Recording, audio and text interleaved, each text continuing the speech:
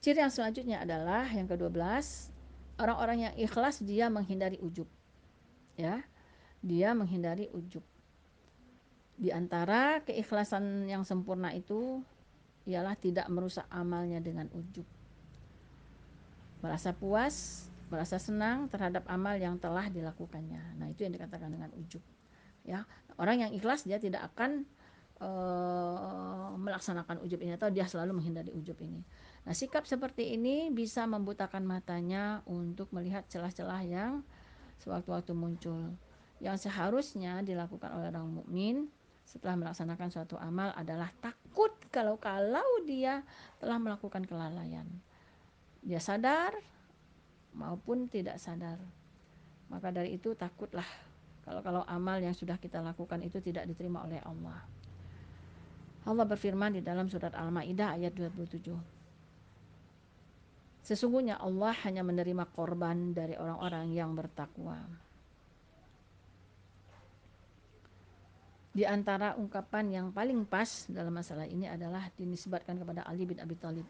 Suatu keburukan yang menyesakkanmu lebih baik di sisi Allah daripada kebaikan yang membuatmu ujub. Ma'udzubillah. Masya Allah. Hati-hati ya bunda. Allah sudah katakan suatu keburukan yang menyesakkanmu itu jauh lebih baik di sisi Allah daripada kebaikan yang membuatmu menjadi ujub. Jadi pengertian seperti ini juga ditetapkan oleh Abu Athaillah di dalam Al-Hukmu. Dia berkata, boleh jadi Allah membuka pintu ketaatan bagimu, tetapi tidak membuka pintu penerimaan amal bagimu. Boleh jadi Allah menakdirkan kedurhakaan atas dirimu, lalu kedurhakaan ini menjadi sebab yang menghantarkan ketujuan. Kedurhakaan yang membuahkan ketundukan dan kepasrahan lebih baik daripada ketaatan yang membuahkan ujub dan kesombongan. Masya Allah. Nah, di sini Al-Quran memperingatkan agar kita tidak serta-merta apapun yang kita lakukan, ya, apapun yang kita melakukan, misalnya sedekah, jangan sampai sedekah yang kita lakukan itu kita sebut-sebut kembali sedekah itu dengan ucapan yang menyakitkan orang lain. Sebagaimana yang di awal-awal tadi sudah kita bahas, yaitu di ayat Al-Baqarah 264, ya, 264, 263, 264. Sehingga kita tidak mendapatkan pahala sama sekali. Karena kita bangga dengan apa yang sudah kita lakukan. Nah, itu yang dikatakan dengan ujub. Rasulullah SAW memperingatkan ujub, ya, dan menjadikannya termasuk hal-hal yang merusak. Ibnu Umar meriwayatkan dari beliau, 3 perkara yang merusak dan 3 perkara yang menyelamatkan. Sedangkan perkara-perkara yang merusak adalah kekikiran yang ditaati, hawa nafsu yang diikuti, dan ujub seseorang terhadap dirinya. Diriwayatkan oleh At-Tabrani. Jadi ingat bunda ya, 3 ya bun yang merusak amal-amal kita. Pertama sekali adalah kekikiran, ya, pelit, ya. Kemudian hawa nafsu yang diikuti dengan ujub. Yang ketiga adalah hawa nafsu yang kita ikuti. Yang ketiga adalah ujub terhadap diri kita sendiri. Kikir, mengikuti hawa nafsu, dan ujub terhadap diri sendiri. Inilah 3 hal yang akan merusak amal-amal kita. Kemudian yang ke-13 adalah peringatan Allah membersihkan diri. Al-Quran telah memperingatkan untuk membersihkan diri dari pujian dan sanjungan atas dirinya. Di dalam surat An-Najm ayat 32.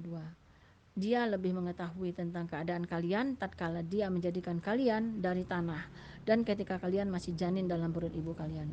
Maka janganlah kalian mengatakan diri kalian suci. Dialah yang paling mengetahui tentang orang-orang yang bertakwa. Jadi kita tidak boleh membangga-banggakan diri kita bahwa kita lah adalah yang suci, bahwa kita lah yang hebat, bahwa kita lah yang lain-lainnya, ya, kita yang paling hebat, kita yang paling cantik, kita yang paling mulia, dan lain sebagainya. Ini itu adalah sebenarnya ujub, ya, bentuk penjabaran daripada ujub itu sendiri. Demikianlah bunda beberapa hal, ada 13 hal, ya, ciri dari orang-orang yang benar-benar ikhlas melaksanakan kehidupan ini hanya karena Allah, ya, orang-orang yang benar-benar bisa dikatakan kalau memang benar-benar kita sudah ikhlas ini, semua amal soleh yang dia lakukan Allah terima semuanya dengan tanpa ada lagi pengurangan-pengurangan. Sanggupkah kita menjadi demikian? Hayo bunda-bunda semua, kita belajar, kemudian kita latihan, kemudian kita praktekkan ilmu ikhlas ini dalam kehidupan kita sehari-hari. Jangan hanya sampai di sini, tapi praktekkan benar-benar dalam kehidupan kita sehari-hari agar kita bisa mencapai orang-orang yang mukhlisin. Demikianlah bunda semua apa yang saya dapatkan pada hari ini, yang akan saya sampaikan pada hari ini, yaitu bagaimana mengenai sifat-sifat ataupun ciri-ciri ada pada orang-orang yang ikhlas.